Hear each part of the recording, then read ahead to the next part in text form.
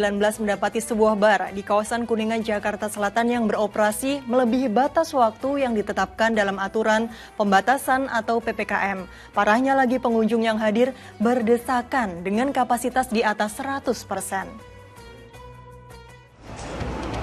Melihat keadaan jumlah pengunjung di sebuah bar ini jelas tanpa mengindahkan aturan jaga jarak saat kita tengah perang dalam pandemi.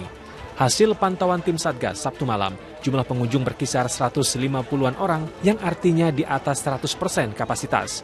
Padahal aturan PPKM menyebut maksimal diisi oleh 25% pengunjung. Belum lagi jam operasional yang dilanggar atau tetap buka di atas pukul 8 malam.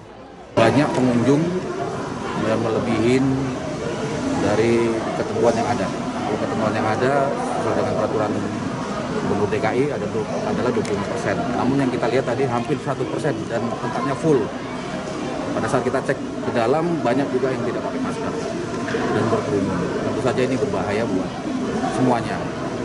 Alhasil tak hanya bar atau tempat usahanya yang disegel, petugas juga terpaksa melakukan uji rapid antigen kepada ratusan pengunjung. Selain di Jakarta Selatan, Satgas COVID-19 yang terdiri dari aparat TNI Polri juga lakukan upaya penertiban di titik-titik lainnya. Di sebuah tempat karaoke bilangan Jakarta Utara, petugas bahkan menemukan barang bukti 1 paket sabu yang diikuti dengan hasil tes urin salah satu pengunjung yang positif. Tak hanya disegel, petugas merekomendasikan untuk mencabut izin usaha bagi tempat yang melanggar protokol kesehatan ini. Don Vito Samarta melaporkan dari Jakarta. Ya, subhanallah, pemerintah membuat aturan supaya tidak berkerumun untuk mencegah penularan COVID-19. Namun ini mereka justru melanggar dan melebihi batas waktu yang ditetapkan dalam aturan PPKM. Nah, Ustadz Muhlis, ini bagaimana hukumnya dalam Islam untuk menaati peraturan yang dibuat oleh pemimpin, Ustadz? Ya, amat kita sayangkan ya, pelanggaran terhadap protokol kesehatan ini terjadi berulang-ulang ya di berbagai tempat ya. Masyarakat kita belum juga sadar tentang itu.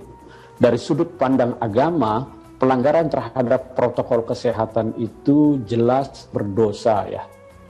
Berdosa kalau kita lihat dari pertama, karena itu membahayakan orang lain ya. Membahayakan orang lain itu amat sangat terlarang di dalam Islam. Wala tulqu bi aidikum ikkah. Jangan jerumuskan dirimu ke dalam kerusakan atau kebinasaan.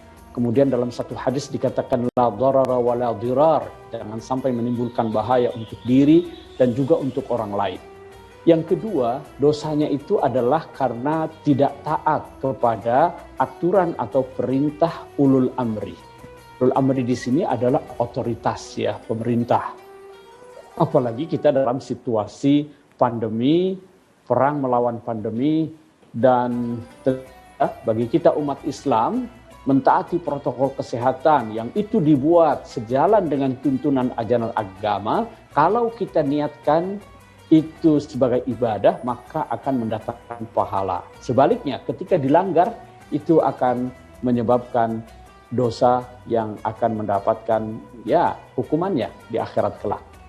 Ya, astagfirullahaladzim, pelanggaran protokol kesehatan ini jelas berdosa bahwa disebutkan juga di dalam hadis, apalagi memang peraturan ini maksudnya baik begitu ya Ustadz untuk kesehatan kita semua demi memerangi pandemi COVID-19.